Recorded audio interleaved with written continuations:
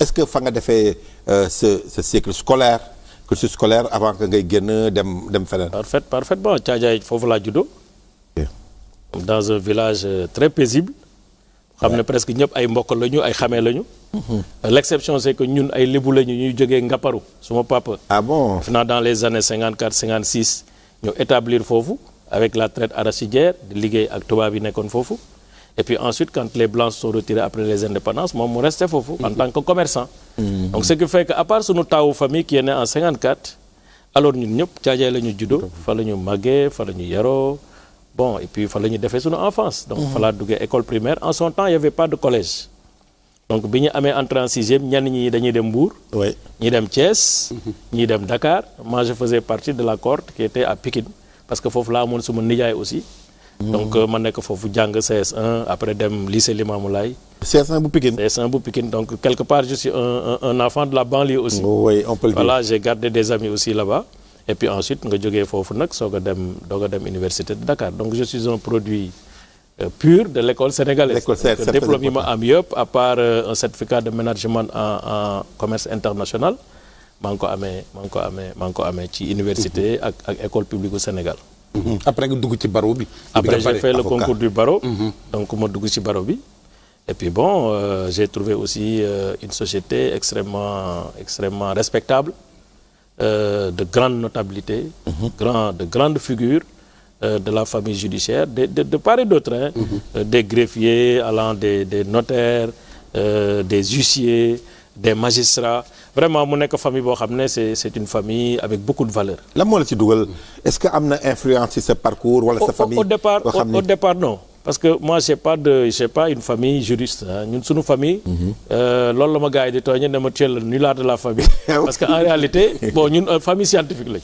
J'ai deux grands frères polytechniciens, un professeur d'université, un professeur de physique chimie qui est mon grand frère je viens après lui. Mais sinon ñëpp suñu sœurs yi sax ay bac des fois dañuy def ay bac série S man maa fi doog ay bac littéraire. ñoom ay scientifique lañu. waaw man maay littéraire kër gi quoi donc ñoom loolu lañ may tooñe. dama yow yaay cuune kër gi quoi voilà bon donc man maa def ay études littéraires. Et puis ensuite ma dem université bon comme avec beaucoup de promotionnaires aussi on avait une promotion les Makhtar Cissé oui non une très grande promotion donc qui a vu d'ailleurs quelques ministres dans cette promotion et beaucoup d'autres cadres qui sont dans l'administration vraiment une très belle promotion. Et puis bon ensuite liggéey boo xam ne liggéey bu am solo la.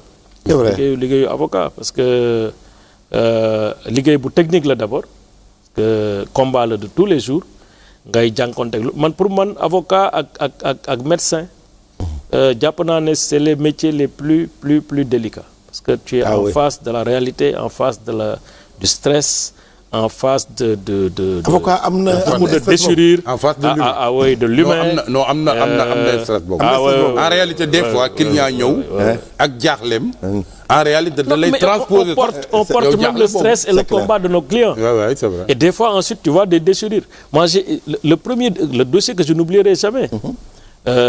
Un frère, deux frères. Koo xam ne l'aîné a créé un empire. Defar entreprise am jël beneen bi jeune frère bi def ko confiance jox ko presque lépp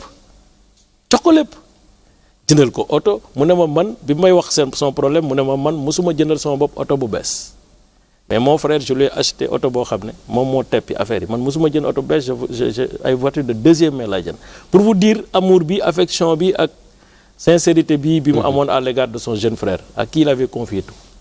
Malheureusement après tripatouillage des statuts, changement des trucs, etc. pour éjecter presque le frère. Il a eu mal. Ouais. Ah oui, man quand tu m'as expliqué le problème ak fi mu jaar ak moom takkal ko jabat defal ko kër defal ko lépp je lui ai dit au-delà du droit dafa am une justice immanente de Dieu. Je suis sûr que ce dossier quelle que soit la complexité di nga ko gagner. Effectivement noonu la mujj demee. Il a gagné malgré les recours, etc. un dossier qui a fait presque 5 ans de procès. Finalement il a gagné le dossier parce que le droit était avec lui. Et aussi la morale était avec lui. Donc ça c'est des choses que ngay dund di ko gis bon di xam aussi l'humain comment il est capable aussi de se transformer face à certaines contraintes et à certaines pressions sociales donc ñun li ñu gën a sonal fii c'est la pression sociale am na ñu bëri ñuy nekk en marge de la loi soo ko xoolee ba si biir contrainte ak pesanteur sociale yi ñoo ko indi. mais souvent yéen ñiy def politique moom boo leen xësee ba dugg je crois que depuis 2012 moom Barrow moom defatul dara. man j'ai commencé la politique très tôt. Moi, j'ai commencé déjà à 17 ans 18 ans. Ouais. Comme élément de l'UJT en son temps. Union jeunesse travailliste d'Abdoulaye Wade. Avant ñu ci yokk L bi d'ailleurs. Donc avec ñoom Fada. voilà ñoom Pape Birahim. waaw ñu bari ñooñu c'est notre génération. donc ci la ñu nekk di liggéey et puis ensuite man quand j'ai réussi le barreau bi dafay laaj apprentissage donc tu ne peux plus faire du militantisme à la base. donc moo tax à partir de 95 j'ai milité au niveau de la cellule initiative stratégie au niveau des cadres du PDS. donc suñu connaissance ak président Macky Sall. foofu nga xamante ne le président Macky Sall commencé. waaw ak beaucoup d'autres cadres qui sont du Parti démocratique sénégalais. Jusqu'en 2009 quand j'ai eu ce que j'appelle un coup d'État contre ma personne au niveau de la commune de Thiadiaye parce que en fait.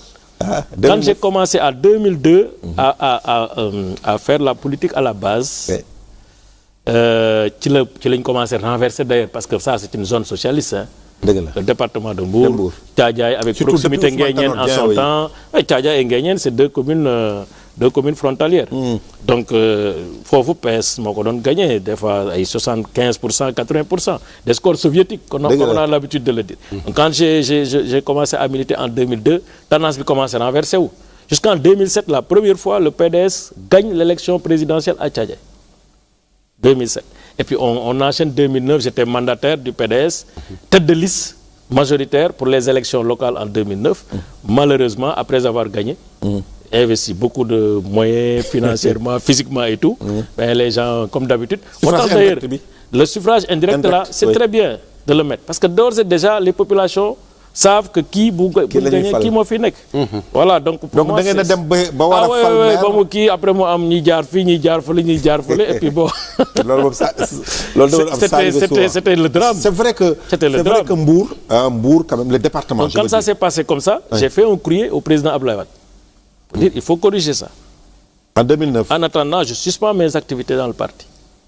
donc après bon il n'y a pas eu d'évolution.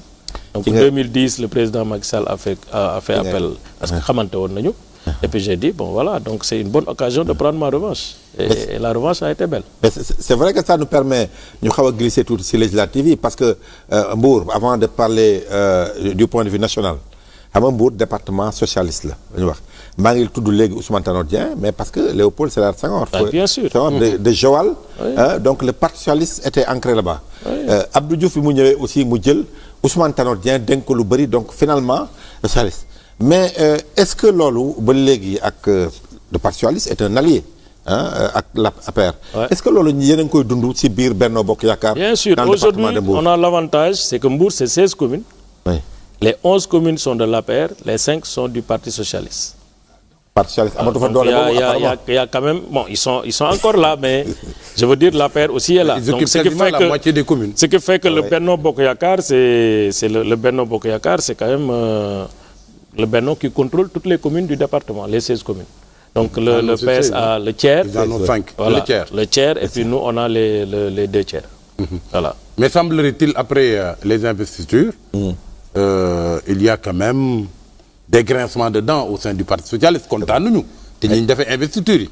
waaw c'est normal c'est-à-dire que les choix de manière générale après une sélection ça laisse toujours place à la frustration même à notre sein au sein de l'APR à plus forte raison les alliés ce qui est tout à fait normal mais je pense que c'est moins l'implication du Parti socialiste que dans la forme et aussi peut-être un problème de communication interne. Mais c'est pas lié. D'ailleurs, de toutes les façons, c'est une situation qui est en train d'être gérée. Et je pense qu'effectivement, on sera ensemble. Ragalu leen que mu détendre un peu sur le score. Non, je pense parce que les autorités du parti. Mbour yéen da ngeen a bëri problème. Non, aujourd'hui quand même ci local yi effectivement. am na ñu leen di tooñ sax naan APR marron bi dafa clair bi foncé tellement il y a de tendance à Mbour. Parce que quand même c'est du tout venant aussi. Bon, c'est normal. Même yow sax c'est un parti qui est en cours de massification. am na ñoo xam ne déggoo ak ñooñu. Moi je sais que yow ak Serigne Saliou Samb seen relation c'est pas ça. peut-être Sira Ndiaye nga gën a. il y a eu des hauts et des bas aussi déggoo bi. jubóowu leen quoi non c'est normal c'est-à-dire que jubóo nañ. parce que je pense que gisoo fenn.